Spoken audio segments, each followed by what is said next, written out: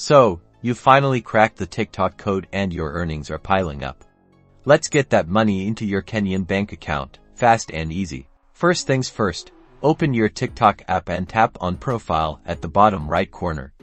Make sure you're logged into the account where you've been earning. Now, see those 3 horizontal lines at the top right, tap on them. Great, a menu will slide open. Look for Settings and Privacy and give that a tap. Scroll down a bit until you find Balance. Click on that. This is where the magic happens. You'll see your total earnings displayed. Hit the Withdraw button. If it's your first time, you might be prompted to choose a withdrawal method. In Kenya, the most common option is likely to be linking to your MPesa account through PayPal.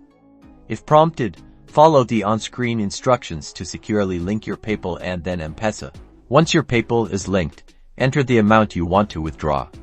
Double-check everything to ensure it's correct, then tap Withdraw Now. And that's it. The money will be transferred from your TikTok balance to your PayPal, and then automatically to your MPesa.